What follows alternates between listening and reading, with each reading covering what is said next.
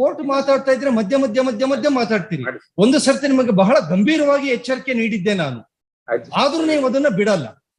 That is the reason ಯಾವ ಕೋರ್ಟ್ಗಳು ನಿಮ್ಮ argument ಕೇಳಲಿಲ್ಲ. ಎಲ್ರು ಬೇಡ ಬೇಡ ಬೇಡ ಅಂತ ಮುಂದೆ ಹಾಕ್ತಾ ಬಂದ್ರು, ಇಲ್ಲಿ ಬಂದಿದ್ದೀರಿ. ಈಗ ನೀವು ನಿಮ್ಮಿಬ್ಬರ ವೈವಾಹಿಕ ಜೀವನದ ಪರಿಸ್ಥಿತಿಯನ್ನು ಗುದ್ದಾಡಿ ಗುದ್ದಾಡಿ ಗುದ್ದಾಡಿ ಗುದ್ದಾಡಿ ಯಾವ ಒಂದು ಸ್ಥಿತಿಗೆ ತಲುಪಿದ್ದೀರಿ ಅಂತ ಆದ್ರೆ, ನೀವಿಬ್ಬರ ವೈಯಕ್ತಿಕ ಹಠ, ಇಬ್ಬರನ್ನು ಮುಂದೆ ನಿಂತಿರೋದು ಕೇವಲ ಹಠ ಹಠ ಮತ್ತು ಹಠ ಮಾತ್ರ. ಅದು ಬಿಟ್ಟು ಬೇರೆ ಏನೂ ಇಲ್ಲ ನಿಮ್ಮಿಬ್ಬರಲ್ಲಿ. ಮೊನ್ನೆ ಜೂನ್ 30ನೇ ತಾರೀಕಿನವರೆಗಿನದು, ಅಲ್ಲಿಯವರೆಗಿನದು ನೀವು ಆ ಪ್ರತಿ ತಿಂಗಳು 40,000 ರೂಪಾಯಿ ಲೆಕ್ಕದಂತೆ ಆಕೆಗೆ ನೀಡಿದ್ದೀರಾ? 2018 ನಿಂದ after the order has been passed ಅಲ್ಲಿಂದ ಪ್ರತಿ ನಮ್ದು ಇವಾಗ ಸ್ಯಾಲ್ರೀಸ್ ಬರೋದು ಹೇಗ್ ಬರುತ್ತೆ ಅಂತ ಹೇಳಿದ್ರೆ, ಒಂದು ತಿಂಗಳು ಬಿಟ್ಟು ಬರುತ್ತೆ. ಇವಾಗ ಮೇ ತಿಂಗಳದು salary will come at the end of June. May end ಬರೋದಿಲ್ಲ, ಜೂನ್ ಎಂಡ್ ಬರುತ್ತೆ. ಹಾಗಾಗಿ ಪ್ರತಿ ಮೇ ತಿಂಗಳು ಯಾವಾಗ ನನಗೆ ಸ್ಯಾಲ್ರಿ ಬರುತ್ತೋ ಅದನ್ನ ಕರೆಕ್ಟ್ ಆಗಿ ಕಟ್ಕೊಂಡು ಹೋಗ್ತಾ ಇದ್ದೀನಿ. 30 ಬೇಡ, ಸರಿ, ಮೇ 31 ಕೊಟ್ಟಿದ್ದೀರಾ? ಅದರಲ್ಲಿ ಫ್ರಮ್ 2018 ಇಂದ ಟಿಲ್ ಟುಡೇ ಕೊಟ್ಟಿದ್ದೀನಿ. 2018 ಇಂದ ಹಿಂಬದಿ 2014 ಇಂದ 2018ಗೆ 2014 2007 2016 2014 ಇಂದ 2017 ವರೆಗೂ ಐ ವಾಸ್ ಜಾಬ್ಲೆಸ್. ಸಡನ್ ಆಗಿ I was faced with jobless ಅಂತ ಹೇಳಿದ್ರಿ, ಅದನ್ನು ನೀವೇ ಜಾಬ್ಲೆಸ್ ಅಂತ ಹೇಳಿ ಡಿಸೈಡ್ ಮಾಡಿ ಕೊಡ್ಲಿಕ್ಕೆ ಆಗಲ್ಲ ಅಂತ ಕೂರ್ಲಿಕ್ಕೆ ಆಗಲ್ಲ. ನೀವು ಅಂತ ಸಂದರ್ಭದಲ್ಲಿ ಕೋರ್ಟಿಗೆ ನೀವು ಒಂದು ಅಪ್ಲಿಕೇಶನ್ ಹಾಕಿ ಅದು ನಾನು ಬಂದ ತಕ್ಷಣ ಆರ್ಡರ್ ನೀವು ತಗೊಳ್ಬೇಕಿತ್ತು. ಸೊ ಅದೇನಾಯ್ತು ಅಂದ್ರೆ, ನಾನು ಬರೋದಕ್ಕೆ ಮುಂಚೆನೆ when I came down from US not finding a job, immediately I got arrested. Job ನಾನು ಇಲ್ಲಿ ಫೈಂಡ್ ಔಟ್ ಮಾಡೋದಕ್ಕೆ when I was doing that, when I initiated that, immediately she got me arrested. How? 75,000 enhancement ತಗೊಂಡಿದ್ರಲ್ಲ, sudden ಆಗಿ I have to pay that amount ಅಂತ ಹೇಳ್ಬಿಟ್ಟು immediately I got arrested. Total I have spent 14 months in jail. Sudarshan, ನೀವು ಅಪ್ರಸ್ತುತ ವಿಷಯಗಳನ್ನು ಬಹಳ ವೈಭವೀಕರಿಸಿ ದೊಡ್ಡದಾಗಿ ಹೇಳ್ತಾ ಇದ್ದೀರಿ. ಇಲ್ಲ ಸ್ವಾಮಿ, ನನ್ನ ಪಾಯಿಂಟ್ ಅದಲ್ಲ. ಪಾಯಿಂಟ್ ಇಷ್ಟೇ, you are a triple master graduate, a medical professionalist. ಹಾಗಾಗಿ ಯಾವ ವಿಷಯನ ಎಷ್ಟನ್ನ ಯಾವ್ದನ್ನ ಸೂಕ್ತವಾಗಿ ಹೇಳ್ಬೇಕು ಅನ್ನೋದು ತಮಗೆ ಚೆನ್ನಾಗಿ ಗೊತ್ತಿದೆ. ಹೌದು ಸ್ವಾಮಿ, ಬಟ್ ಪಾಯಿಂಟ್ ಇಷ್ಟೇ. ಮಿಸ್ ಆಗ್ಬಿಡುತ್ತೆ ಸ್ವಾಮಿ. 2014ರಿಂದ 2018 ಅವಧಿಯಲ್ಲಿ ಮಧ್ಯದ 3 ವರ್ಷಗಳ ಕಾಲದ್ದು ಮೇಂಟೆನೆನ್ಸ್ ನೀವು ಆಕೆಗೆ ಕೊಟ್ಟಿಲ್ಲ ಅನ್ನುವುದಾದರೆ, ಆ ಮೇಂಟೆನೆನ್ಸ್ ಕೊಡದೇ ಇರೋದಕ್ಕೆ ಏನೇ ಕಾರಣಗಳಿರಲಿ ಅದನ್ನ ನ್ಯಾಯಾಲಯದ ಗಮನಕ್ಕೆ ತಂದು ಆದೇಶದಲ್ಲಿ ಸೂಕ್ತ ಮಾರ್ಪಾಟುಗಳನ್ನ ಮಾಡಿಸುವ ಪ್ರಯತ್ನವನ್ನು ನೀವು ಮಾಡಿ ಸಫಲರಾಗಿದ್ದೀರಾ? ಅದನ್ನೇ ಈಗ ಸೆಷನ್ಸ್ ಕೋರ್ಟ್ ಅಲ್ಲಿ ಬಂದಿರೋದು ಸ್ವಾಮಿ. ಯಾಕಂತ ಹೇಳಿದ್ರೆ ಆ ಆರ್ಡರ್ ನಾವು ಪಾಸ್ ಮಾಡ್ಬೇಕು ಅಂತ ನಾವಾಗ 127 ಅಪ್ಲಿಕೇಶನ್ ಫೈಲ್ ಮಾಡಿದ್ವಿ. ಬಟ್ ಏನಾಗಿದೆ ಅಂತ ಹೇಳಿದ್ರೆ, ಸೆಷನ್ಸ್ ಕೋರ್ಟ್ ಆರ್ಡರ್ ಆಗ್ಲೇ ಪಾಸ್ ಆಗಿರೋದ್ರಿಂದ the order of the honourable trial court is invalid. So 2018 ವರೆಗೂ the order of between 2014 and 2018, once she got the order of the sessions court enhancement ಆಗಿದ ತಕ್ಷಣ ಏನಾಯ್ತು, the trial court order was immaterial. So that was not in play at all. So only the order of the sessions court until this honorable court intervened in 2018 regarding the order of the honorable sessions court, the order of trial court was not at all in vogue. It was not active. The only active was sessions court. Hagagi enagide 127 application ನಾನು file ಮಾಡಿದ್ರು in front of the honorable trial court, it would be invalid. Only after 2018, when the matter was remanded, then the order of the honorable trial court ಬಂತು. ಅದಕ್ಕೆ 127 application file ಮಾಡಿದೆ ಸ್ವಾಮಿ. ರಂಗೋಲಿಯ ಕೆಳಗೆ ತೂರುವ ಪ್ರಯತ್ನ ಇಲ್ಲ ಸ್ವಾಮಿ, ಇಲ್ಲ. ನಾನು ಹೇಳ್ತಾ ಇರೋದು ಯಾಕೆ ಅಂತ ಹೇಳಿದ್ರೆ, ಆ ಮಟ್ಟಿನ ಬುದ್ಧಿವಂತಿಕೆ ಮ್ಯಾಟ್ರಿಮೋನಿಯಲ್ ಡಿಸ್ಪ್ಯೂಟ್ಗಳಲ್ಲಿ, ಪರ್ಟಿಕ್ಯುಲರ್ಲಿ ಮೇಂಟೆನೆನ್ಸ್ ನಲ್ಲಿ ತೋರಿಸುವುದು ಸೂಕ್ತವಲ್ಲ. ಅಲ್ಲ ಸ್ವಾಮಿ, ಅದು ಏನಾಗಿದೆ ಅಂತ ಹೇಳಿದ್ರೆ, ಟ್ರಯಲ್ ಕೋರ್ಟ್ ಆರ್ಡರ್ ವ್ಯಾಲಿಡ್ ಇಲ್ದಿರೋವಾಗ ಹೇಗೆ ನೀವು ಅದನ್ನ ಚಾಲೆಂಜ್ ಮಾಡ್ತೀರಿ ಅಂತ ಕೇಳೋದು. So that order was set aside basically based on the order of the honourable high court, whose order came only in 2018. Once the order of the honorable high court has been passed, then 127 application will be invalid ಅಂತ ಹೇಳಿ ನಮ್ದು ಅದು dismiss ಮಾಡೋದು. ಹೀಗಾಗಿ complication ಮೇಲೆ complication ಆಗಿರೋದ್ರಿಂದಾನೇ ಈ ತರ problems ಬರ್ತಾ ಇರೋದು. Not only that, she is not being open before this honorable court regarding the actual things that are taking place, which are on record. Now, are you at least ready to give her a proposal of Swami. paying all the alleged arrears We are ready, which Swami. she claimed? We are ready. ಅದು ಏನಾಗಿತ್ತು ಇನ್ನೂ ಒಂದು Swami. ಪ್ರತಿ ಸರ್ತಿ ಅದು ಒಂದು ಮಾಡ್ತೀರಿ. Court ಮಾತಾಡ್ತಾ ಇದ್ರೆ ಮಧ್ಯ ಮಾತಾಡ್ತೀರಿ. ಮಾಡಿ. ಒಂದು ಸರ್ತಿ ನಿಮಗೆ ಬಹಳ ಗಂಭೀರವಾಗಿ ಎಚ್ಚರಿಕೆ ನೀಡಿದ್ದೆ ನಾನು, ಆಯ್ತು. ಆದ್ರೂ ನೀವು ಅದನ್ನ ಬಿಡಲ್ಲ. That is the reason. ಯಾವ ಕೋರ್ಟ್ಗಳು ನಿಮ್ಮ ಆರ್ಗ್ಯುಮೆಂಟ್ ಕೇಳಲಿಲ್ಲ, ಎಲ್ರು ಬೇಡ ಅಂತ ಮುಂದೆ ಹಾಕ್ತಾ ಬಂದ್ರು. ಇಲ್ಲಿ ಬಂದಿದ್ದೀರಿ, ನಿಮ್ಮ ಆರ್ಡರ್ ಶೀಟ್ ತೆಗೆದು ನೋಡಿದ್ರೆ ಬಹುಶಃ ಎಲ್ಲಾ ಜಡ್ಜ್ಗಳೆದ್ರು ಹೋಗಿ ಬಂದಿದೆ ಈ ಕೇಸು. ಯಾರು ಎಂಟರ್ಟೈನ್ ಮಾಡಲಿಲ್ಲ. This is the reason.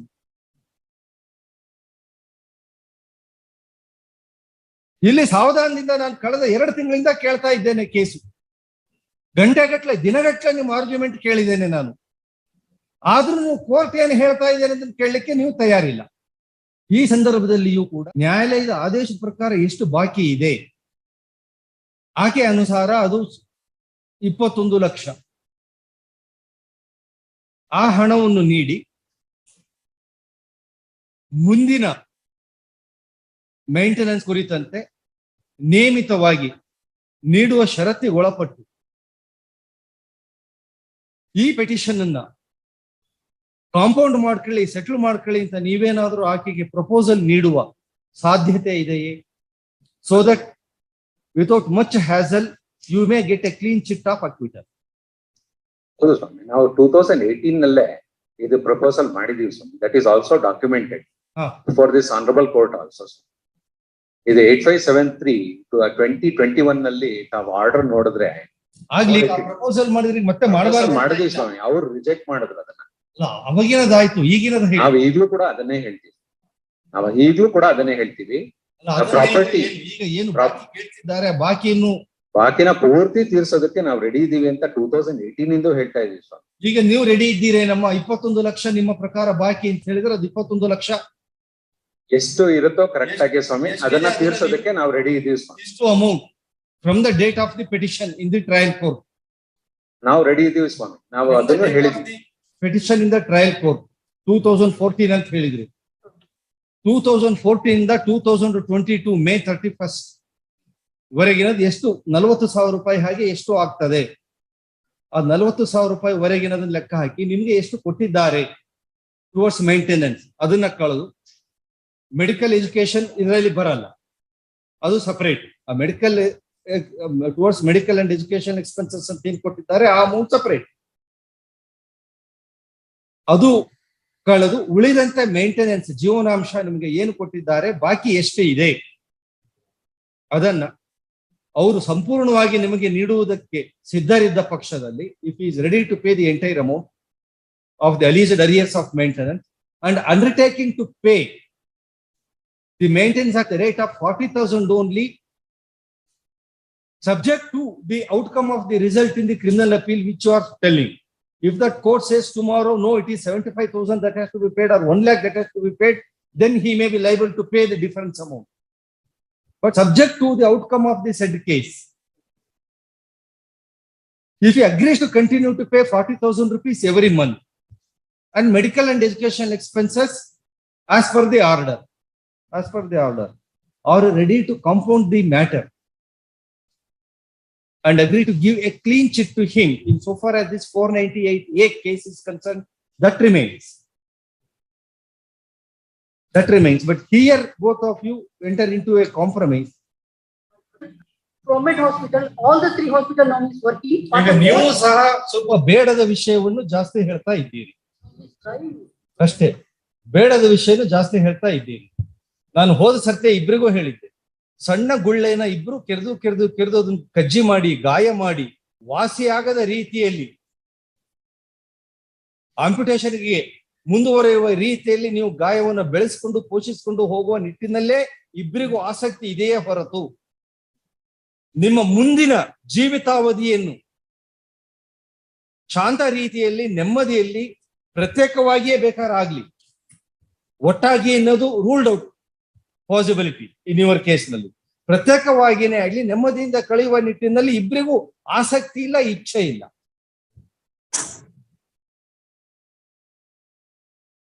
Probably as a doctor, he may be in a better position to say. ಸಿಗ್ಮೈಂಡ್ ಫ್ರಾಯ್ಡಿನ ಒಂದು ಲೇಖನ ನಾನು ಹೈಸ್ಕೂಲ್ ಡೇಸ್ ನಲ್ಲಿ ಓದಿದಾಗ್ಲೇ ಹಾಗೆ ವ್ಯಕ್ತಿಯೊಬ್ಬ ಇನ್ನರ ಅನುಕಂಪಕ್ಕಾಗಿ ಹಾತೊರಿತಾನೆ. ಸಿಗದೇ ಇದ್ದಾಗ ಅದು ತನಗೆ ಬಹಳ ಅವಶ್ಯಕ ಅಂತ ಹೇಳಿ ಪ್ರಯತ್ನ ಪಡ್ತಾನೆ. ಅದು ಕೂಡ ಸಿಗದಾಯಿತು ಅಂತ ಆದಾಗ ಅವನು ಅದನ್ನು ಪಡೆಯುವ ನಿಟ್ಟಿನಲ್ಲಿ ಕೆಲವೊಂದು ಸಲ್ಲದ ಚಟುವಟಿಕೆಗಳಲ್ಲಿ ತೊಡಗುತ್ತಾನೆ. ಇದು ಕೇವಲ ಇನ್ನೊಬ್ಬರ ಗಮನವನ್ನು ಸೆಳೆಯಲಿಕ್ಕೆ, ತನ್ನ ಮೇಲೆ ಅನುಕಂಪ ಪಡೀಲಿಕ್ಕೆ. ಅದರಲ್ಲಿ ಸತತ ಅನುತೀರ್ಣನಾದ್ರು ನಿಷ್ಫಲನಾದ್ರು ಅವನು ಅದನ್ನೇ ಒಂದು ಚಾಳಿಯಾಗಿ ಮುಂದುವರಿಸ್ತಾನೆ. ಕ್ರಮೇಣ ಅದು ತನ್ನನ್ನೇ ತಾನು ಅವನ ಹಕ್ಕು ಅಂತ ಅವನು ಭಾವಿಸ್ಕೊಳ್ತಾನೆ. ಇದು ಬಹುಶಃ ನಿಮ್ಮಿಬ್ಬರ ಕೇಸಿನಲ್ಲಿ ಅಕ್ಷರಶಃ ನಿಜ ಅನ್ನಿಸ್ತಾ ಇದೆ. ಈಗ ನೀವು ನಿಮ್ಮಿಬ್ಬರ ವೈವಾಹಿಕ ಜೀವನದ ಪರಿಸ್ಥಿತಿಯನ್ನು ಗುದ್ದಾಡಿ ಯಾವ ಒಂದು ಸ್ಥಿತಿಗೆ ತಲುಪಿದ್ದೀರಿ ಅಂತಾದ್ರೆ, ನಿಮ್ಮಿಬ್ಬರದ ಜೀವನದ ಏಕೈಕ ಗುರಿ ನಾನು ಹೊರಗೆ ಬರಬೇಕು, ನನ್ನ ಎದುರಾಳಿ ಅನುಭವಿಸ್ಬೇಕು ಅಷ್ಟೇ. ಇಬ್ಬರೂ ಹೊರಗೆ ಬರೋಣಂತೆ, ನಮ್ಮ ಪಾಡಿಗೆ ನಾವು ಇರೋಣ, ಅವ್ರ ಪಾಡಿಗೆ ಅವ್ರಿರ್ಲಿ, ನನ್ನ ಪಾಡಿಗೆ ನಾನಿರ್ತೇನೆ, ಅವರ ಹಣೆಯಲ್ಲಿ ಬರ್ದಂಗೆ ಅವ್ರಿಗಾಗ್ತದೆ. ನೆಮ್ಮದಿಯ ಜೀವನವೋ ಕಷ್ಟದ ಜೀವನವೋ ಅವ್ರು ಅನುಭವಿಸ್ಕೊಳ್ತಾರೆ. ನನ್ನ ಪಾಡಿಗೆ ನಾನಿರ್ತೇನೆ, ನನ್ನ ಜೀವನವನ್ನು ನಾನು ಶಾಂತ, ಪ್ರಶಸ್ತ, ಆರೋಗ್ಯಪೂರ್ಣವಾಗಿ ಮಾಡಿಕೊಳ್ಳಲು ಸಾಧ್ಯ ಇದೆ ಅಂತಕ್ಕಂಥ ಇರಾದೆ ನಿಮ್ಮಿಬ್ಬರಲ್ಲಿಯೂ ಇಲ್ಲ. ಎಜುಕೇಶನ್ ಅನ್ನೋದು ಕೇವಲ ಒಂದು ನಿಮ್ಗಿಬ್ಬರಿಗೂ ಇದೆ ಅಂತ ಹೇಳೋದು, ಅದು ಒಂದು ಸರ್ಟಿಫಿಕೇಟ್ ರೂಪದಲ್ಲಿಯೇ ಹೊರತು ಅದಕ್ಕಿಂತ ಬಹುಶಃ ಹೆಚ್ಚಿನದೇನೂ ಅಲ್ಲ.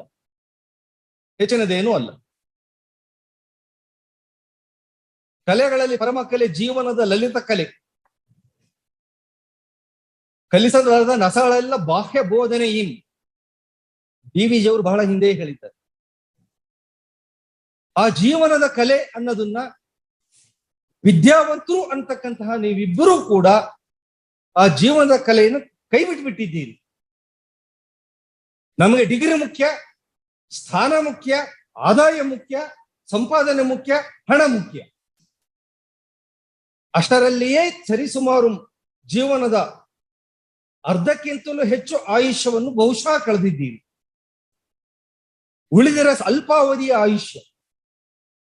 ಅವಾಗ ಆರೋಗ್ಯ ಎಷ್ಟರ ಮಟ್ಟಿಗೆ ಸರಿಯಾಗಿರ್ತದೆ ಗೊತ್ತಿಲ್ಲ. ಯಾವಾಗ ಮಾನಸಿಕ ವ್ಯಥೆ ಇರ್ತದೆ, ದೈಹಿಕ ಆರೋಗ್ಯ ತಾನಾಗಿ ಕೈ ಕೊಡ್ತದೆ. ನೀವು ಅಂತಹ ಗಂಡಾಂತರನ ಎದುರಿಸೋಕೆ ಸಿದ್ಧರಿದ್ದೀರಿಯೇ ಹೊತ್ತು ಅತ್ಯಂತ ಸರಳವಾಗಿ, ಸುಲಭವಾಗಿ, ನಾವಿಬ್ಬರು ಗಂಡ ಹೆಂಡತಿ ಅಂತ ಅಲ್ಲದೆ ಇದ್ರೂ ಪರವಾಗಿಲ್ಲ, ಅವರ mister Sudarshan, I am Mrs Veena Maravanthe, ನಾವಿಬ್ರು ಎದುರು ಬದ್ರೆ ಟೇಬಲ್ ನಲ್ಲಿ ಕೂತ್ರೆ ಅವ್ರ ಬಿಲ್ ಅವ್ರು ಕೊಡ್ತಾರೆ, ನನ್ ಬಿಲ್ ನಾನ್ ಕೊಡ್ತೇನೆ, ಅವ್ರ ಪಾಡಿಗೆ ಅವ್ರು ಜೀವನ ನಡೆಸ್ಕೊಂಡು ಹೋಗ್ತಾರೆ, ನನ್ನ ಪಾಡಿಗೆ ನಾನ್ ಜೀವನ ನಡೆಸ್ಕೊಂಡು ಹೋಗ್ತೇನೆ. ಆ ಪ್ರಕಾರವಾಗಿ ಇನ್ನೊಬ್ಬರ ಹಂಗಿಲ್ಲದ ಸ್ವತಂತ್ರ ನೆಮ್ಮದಿಯ ಜೀವನ ನಾವು ಕಳೀಲಿಕ್ಕೆ ಈಗಲೂ ಅವಕಾಶ ಇದೆ ಅನ್ನೋದನ್ನ ನೀವಿಬ್ರು ಅರ್ಥಕೊಳ್ತಿಲ್ಲ. ನಾನು ಹೇಗಿದ್ರು ಪರವಾಗಿಲ್ಲ, ಅವ್ರು ಅನುಭವಿಸ್ಬೇಕು, ನಾನು ಹೇಗಿದ್ರು ಪರವಾಗಿಲ್ಲ, ಅವಳು ಅನುಭವಿಸ್ಬೇಕು. ಅದೇ ಈಗ ನಿಮ್ಮಿಬ್ಬರ ಜೀವನದ ಬಹುಶಃ ಏಕೈಕ ಗುರಿಯಾಗಿರುವ ಸಾಧ್ಯತೆ ಇದೆ. ಸರಳವಾದ, ಸುಂದರವಾದ ಹಲವಾರು ಅವಕಾಶಗಳು ನಿಮ್ಮಿಬ್ಬರ ಜೀವನದಲ್ಲಿ, ಲಿಟಿಗೇಷನ್ಸ್ಗಳಲ್ಲಿ ಹಲವಾರು ಬಾರಿ ಬಂದು ಹೋಗಿದೆ.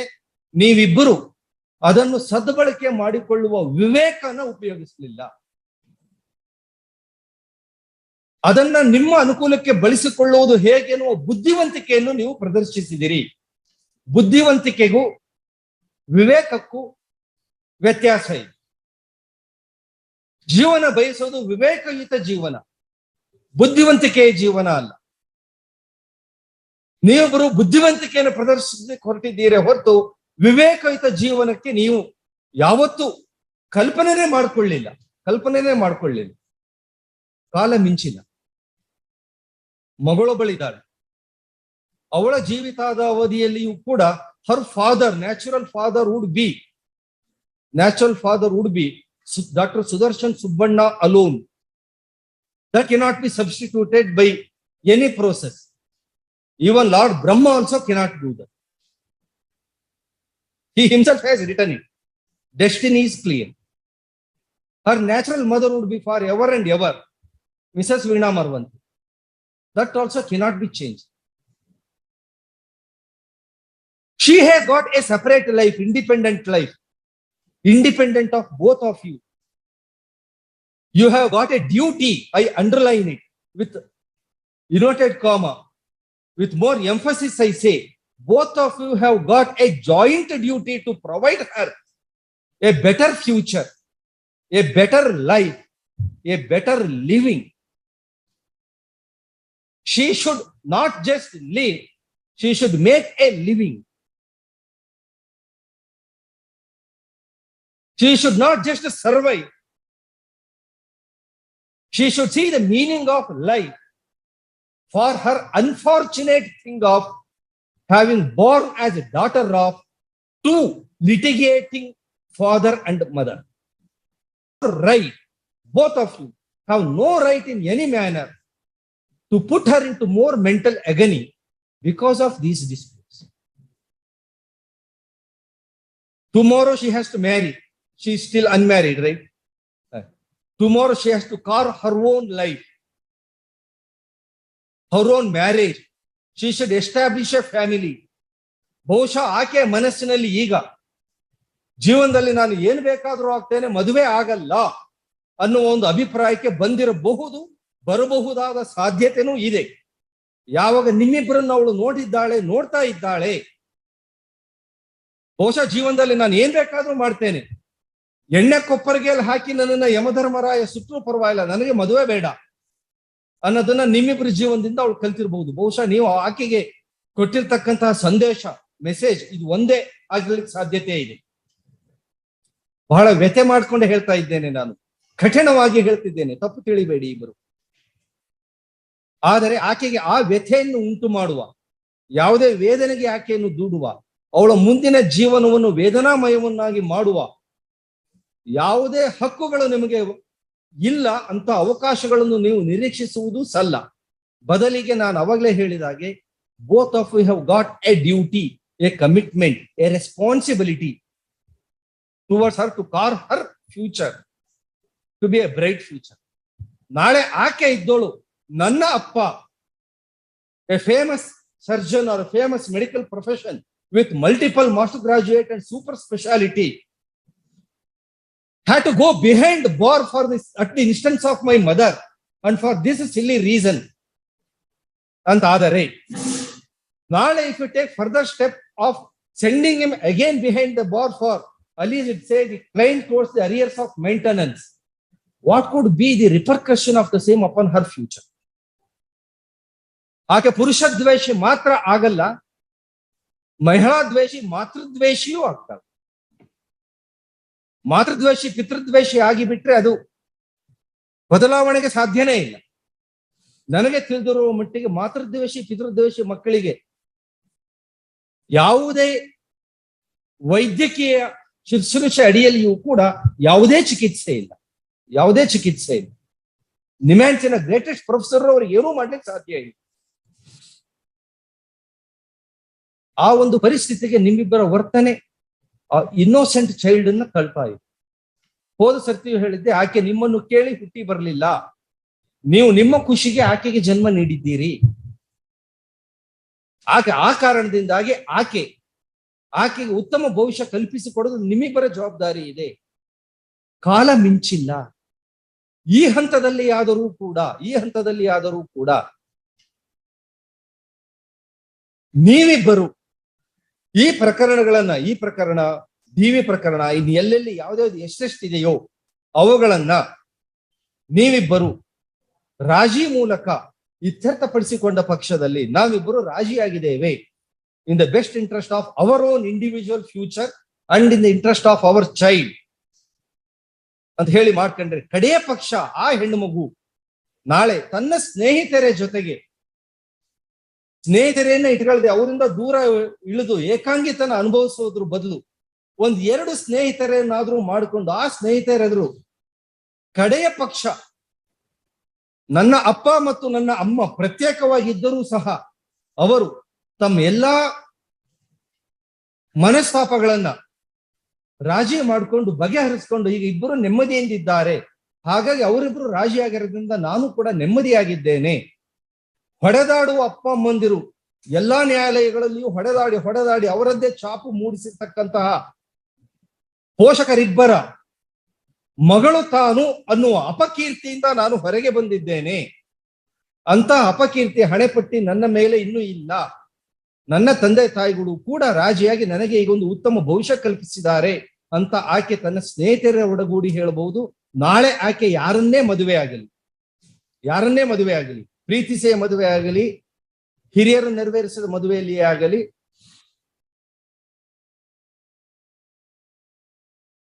ತನ್ನ ಬಾಳಿನಲ್ಲಿ ಪ್ರವೇಶಿಸುವ ಯಾವುದೇ ವ್ಯಕ್ತಿ ಎದುರು ಕೂಡ ಸಂಕೋಚಕ್ಕೆ ಈಡಾಗದೆಯೇ, ಅವನಿಂದ ಮಾನಸಿಕ ತುಮುಲಕ್ಕೊಳಗಾಗದೆಯೇ, ಸರಿಸಮನಾಗಿ ಅವನ ದೃಷ್ಟಿಯಲ್ಲಿ ದೃಷ್ಟಿ ನೆಟ್ಟು ನಾನು ಕೂಡ ಈಗ ಪರಿಪೂರ್ಣವಾದ ವ್ಯಕ್ತಿತ್ವ ಹೊಂದಿರತಕ್ಕಂತ ವಿವೇಚನಿತವಾದ ಒಬ್ಬಳು ಮಹಿಳೆ ಅಂತ ಹೇಳಿಕೊಳ್ಳುವ ಒಂದು ಧೈರ್ಯ ಬರ್ತದೆ. ಇಲ್ಲದೆ ಹೋದರೆ ನಿಮ್ಮಿಬ್ಬರ ಈ ವರ್ತನೆಗಳು ಆಕೆಗೆ ಜೀವನದ ಕಡೆಯವರೆಗೂ ಅನಾನುಕೂಲಕ್ಕೆ ದೂಡುವ ಸಾಧ್ಯತೆ ಜಾಸ್ತಿ ಇದೆ. ಯಾವುದೇ ಸಂದರ್ಭದಲ್ಲಿ ನಾಳೆ ಆಕೆಗೆ ವರನಾಗಿ ಬರುವ ಯಾವುದೇ ವ್ಯಕ್ತಿ ಯಾವುದೇ ಸಂದರ್ಭದಲ್ಲಿಯೂ ಕೂಡ ಎಷ್ಟಂದ್ರೂ ನಿಮ್ಮಪ್ಪ ಈ ಕೆಲಸ ಮಾಡಿದವನು, ಎಷ್ಟಂದ್ರೂ ನಿಮ್ಮಮ್ಮ ಈ ಕೆಲಸ ಮಾಡಿದವಳು, ಅವರವರಲ್ಲೇ ತಾಳಮೇಳ ಇರ್ಲಿಲ್ಲ, ಹೋಗಿ ನೀನು ಅವ್ರ ಮಗಳು, ನಾನು ಅಂತೋಳನ್ ಕಟ್ಕೊಂಡಿದ್ದೇನೆ ಅಂತ ಹೇಳಿ ಒಂದು ವಾಕ್ಯ ಹೇಳಿದ್ರೆ ಮುಗಿತು, ನಿಮ್ಮ ಮಗಳ ಜೀವನ ಪೂರ್ತಿ ಹೋದಂತೆ. ಅದಕ್ಕೆ ನೀವು ಈಗ ದಾರಿಯನ್ನು ಸಿದ್ಧಪಡಿಸಿ ಕೊಡ್ತಾ ಇದ್ದೀರಿ. ಹಲವಾರು ಪ್ರಯತ್ನಗಳನ್ನು ನಾನು ಮಾಡಿದ್ದೇನೆ. ನೀವೆಂಬರ ವೈಯಕ್ತಿಕ ಹಠ, ಇಬ್ಬರನ್ನು ಮುಂದೆ ನಿಂತಿರೋದು ಕೇವಲ ಹಠ ಮತ್ತು ಹಠ ಮಾತ್ರ. ಅದು ಬಿಟ್ಟು ಬೇರೆದು ಏನೂ ಇಲ್ಲ ನಿಮ್ಮಿಬ್ಬರಲ್ಲಿ. ಹಠದ ಮುಂದೆ ನಿಮ್ಮ ಜೀವನದಲ್ಲಿ ಏನೂ ಇಲ್ಲ. ಅಪ್ಪ ಅಮ್ಮ ಹೆಂಡತಿ ಮಕ್ಕಳು ಸಮಾಜ ಜೀವನದ ಮೌಲ್ಯ ಜೀವನ ಏನೂ ಇಲ್ಲ. ನಾನು ಸತ್ರು ಪರವಾಗಿಲ್ಲ, ನಾನು ಎಲ್ಲಿಗೆ ಹೋದ್ರೂ ಪರವಾಗಿಲ್ಲ, ಇನ್ನೊಬ್ಬರಿಗೆ ಬುದ್ಧಿ ಕಲಿಸಿ ಸಿದ್ಧ ಅನ್ನೋದಕ್ಕೆ ಇಳಿದಿದ್ದೀರಿ. ಇದು ಒಂದು ಮಾನಸಿಕ ರೋಗ, ಮಾನಸಿಕ ಅವ್ಯವಸ್ಥೆ, ಅನಾರೋಗ್ಯಕರ ಮಾನಸಿಕ ಸ್ಥಿತಿ. ಅದರಿಂದ ಹೊರಬರ್ಲಿಕ್ಕೆ ಇಬ್ಬರಿಗೂ ತಿಳುವಳಿಕೆ ಇದೆ, ಅದನ್ನ ಸದ್ಬಳಕೆ ಮಾಡ್ಕೊಳ್ಬೇಕು. ಅನುಕೂಲ ಇದೆ, ಸದ್ಬಳಕೆ ಮಾಡ್ಕೊಳ್ಬೇಕು. ನಿಮಗೆ ಒಪ್ಪಿಗೆ ಆದಂತೆ ನೀವು ತೀರ್ಮಾನಿಸ್ಕೊಂಡ್ರೆ 21 ಲಕ್ಷ ನನಗೆ ಕೊಡಬೇಕು, ಅಲ್ಲ 17 ಲಕ್ಷ. ಹಾಗೆ ಹೋಗು, 4 ಲಕ್ಷದಿಂದ ನನಗೇನು ವ್ಯತ್ಯಾಸ ಆಗಲ್ಲ, ಕೊಡು 17 ಲಕ್ಷ, ಸೈನ್ ಮಾಡ್ತೇನೆ, ನಿನ್ ಪಾಡಿಗೆ ನೀನಿರು, ನನ್ನ ಪಾಡಿಗೆ ನಾನಿರ್ತೇನೆ, ಒಂದು ಪರ್ಮನೆಂಟ್ ಆಲಿಮನಿ ಅಂತ ಒಂದು ವ್ಯವಸ್ಥೆ ಮಾಡಿಕೊಡು, ಮುಗಿದು ಹೋಯ್ತು. ಆನಂತರ ಅವರು ಸ್ವತಂತ್ರ, ನೀವು ಸ್ವತಂತ್ರ. ನಿಮ್ಮ ಮಗಳು ನಾಳೆ ಬೇಕಾದ್ರೆ ಅವ್ರ ಹತ್ರ ಹೋಗಿ, ಅಪ್ಪ ನನಗೆ ಆ ಡ್ರೆಸ್ ಕೊಡಿಸಿಕೊಡು ಅಂತಾಳೆ, ಅಮ್ಮ ನನಗೆ ಈ ರಂಗೋಲಿ ಹಾಕೋದನ್ನು ಅಥವಾ ಇನ್ನೊಂದು ವಿದ್ಯೆನ ಹೇಳಿ ಕೊಡು ಅಂತಾಳೆ. ಅಟ್ಲೀಸ್ಟ್ ಆ ಒಂದು ನೆಮ್ಮದಿ ನಿಮ್ಮ ಮಗಳಿಗೆ ಕೊಡಿ,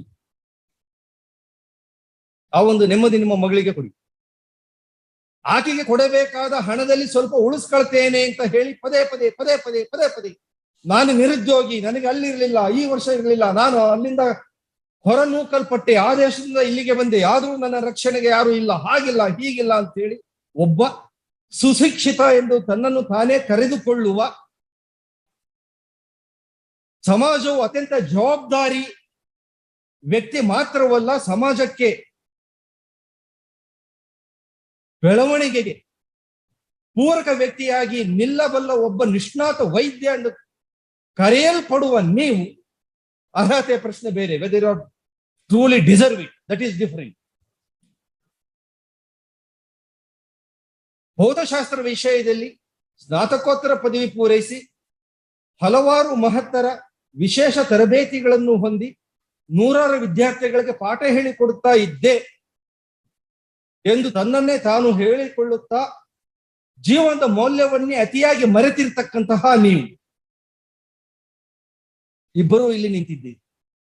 ಅಂತಿಮ ಹಂತ ಇಲ್ಲಿದೆ. 5 ನಿಮಿಷಗಳ ಕಾಲಾವಕಾಶ ಇದೆ.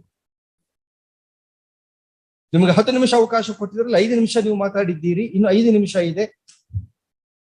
5 ನಿಮಿಷ ನಿಮ್ಮದು ಮುಗಿತು ಅಂದ್ರೆ ಅವರಿಗೆ 3 ನಿಮಿಷ ಟೈಮ್ ಸಿಗ್ತದೆ. 5 + 3 8 ನಿಮಿಷದಲ್ಲಿ ನಿಮ್ಮಿಬ್ಬರು ಹಣೆ ಬರ ನಿರ್ಧಾರ ಆಗುತ್ತೆ. ನಿಮ್ಮಿಬ್ಬರ ಹಣೆ ಬರ ನಿರ್ಧಾರ ಆಗ್ತದೆ. ಒಂದು ವೇಳೆ ಅವರು ಬಿಡುಗಡೆ ಆದ್ರು ಅಂತ ಹೇಳಿದ್ರೆ ನಿಮಗೆ ಯಾವತ್ತಿಗೂ ಕೂಡ ನೆಮ್ಮದಿ ಇಲ್ಲ. ಯಾಕೆಂದ್ರೆ ಅವರ ಪೂರ್ವ ನಿರ್ಧಾರ ಇದು ಒಂದು ಕೇಸಿಂದ ಹೊರಗೆ ಬಂದ್ರೆ ಸಾಕು, ನಾನು ಅವಳಿಗೆ ಹೆಂಗ್ ಬುದ್ಧಿ ಕಲಿಸ್ಬೇಕೋ ಕಲಿಸ್ತೇನೆ, ನನಗೆ ಗೊತ್ತಿದೆ. ಯಾಕೆಂದ್ರೆ ಬಹುಶಃ ನಮ್ಮ ಲಾ ಡಿಪಾರ್ಟ್ಮೆಂಟಿನ ಚೀಫ್ ಸೆಕ್ರೆಟರಿನೋ ಅಥವಾ ಲಾ ಮಿನಿಸ್ಟರ್ಗೂ ಮಾಡದೇ ಇರೋಷ್ಟು ಕಸರತ್ತುಗಳನ್ನು ಅವ್ರು ಮಾಡ್ಕೊಂಡು ಬರ್ತಾ ಇದ್ದಾರೆ. ಈ ಕಾನೂನು, ಈ ಅಂಶ, ಈ ರೂಲು, ಈ ಎಕ್ಸೆಪ್ಷನ್, ಈ ಸರ್ಕ್ಯುಲರ್ ಹೀಗೆ ಹೇಳುತ್ತೆ. ಹಾಗಾಗಿ ನಾನು ಏನೂ ಕೊಡ್ಬೇಕಾದಿಲ್ಲ, ಇನ್ನೇನೋ ಮಾಡ್ಬೇಕಾದಿಲ್ಲ. ವಕೀಲರಿಗೆ ಗೊತ್ತಿಲ್ಲದೆ ಇರ್ತಕ್ಕಂಥ ಡಾಕ್ಟ್ರಿನ್ ಆಫ್ ಮರ್ಜರ್ನ ಅವರ ಹೆಸರು ಹೇಳದೆ ಅದನ್ನ ಹೇಳ್ತಾ ಇದ್ದಾರೆ. ಅಂದ್ರೆ ಅವರ ಇಚ್ಛೆ ರೋಗಿಯ ಶುಶ್ರೂಷೆಯಲ್ಲಿ ನಾನು ನನ್ನ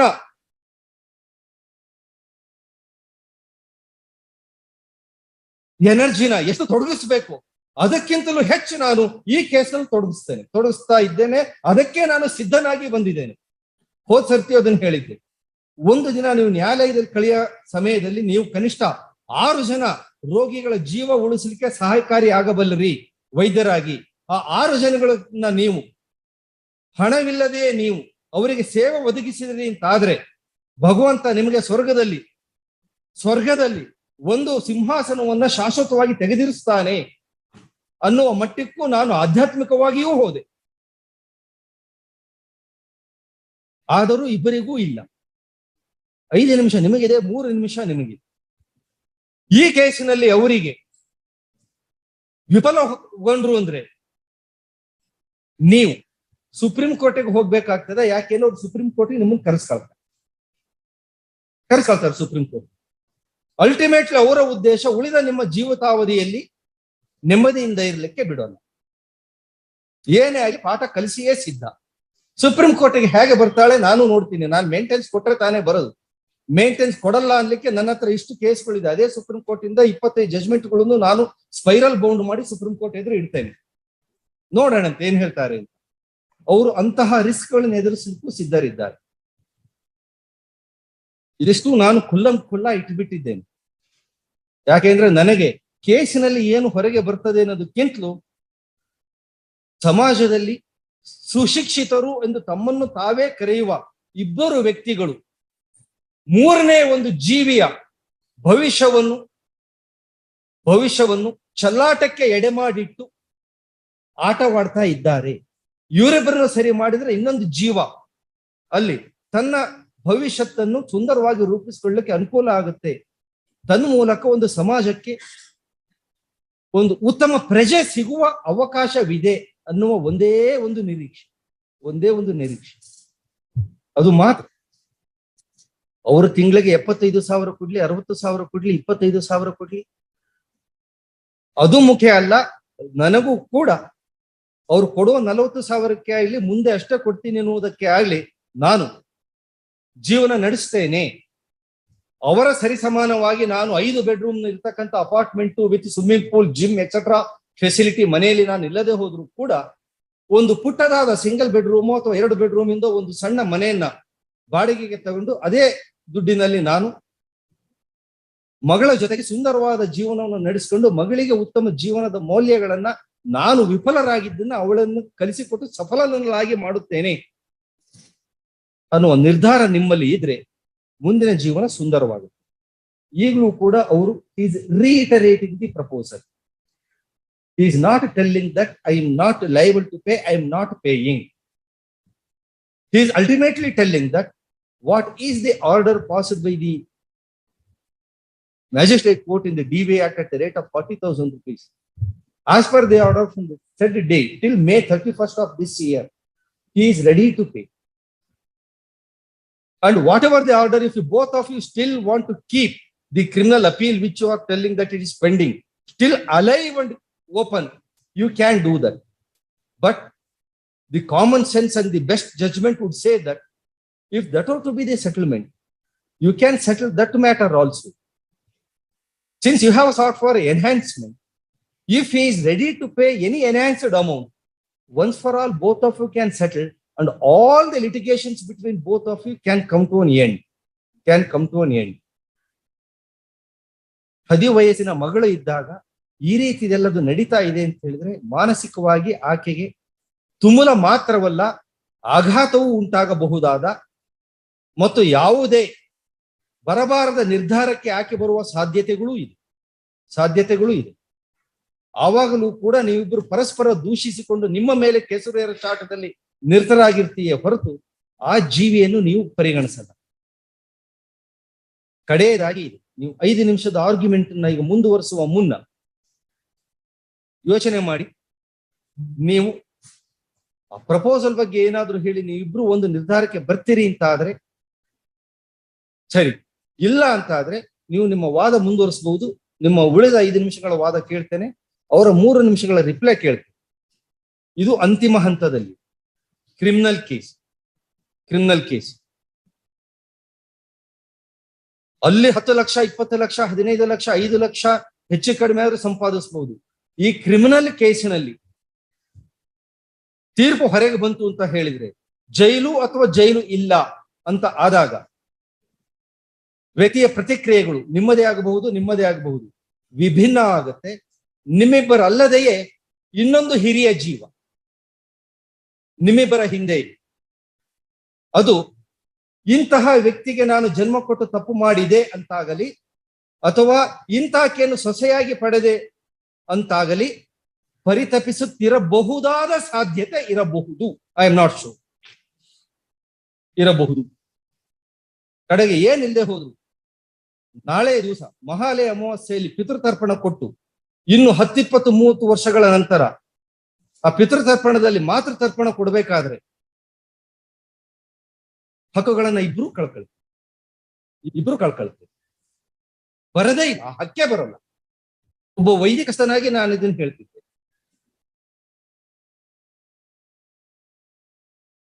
ಅದಕ್ಕೆ ಯಾವ ಶಾಂತಿ ಇಲ್ಲ, ಯಾವ ಹೋಮವೂ ಇಲ್ಲ.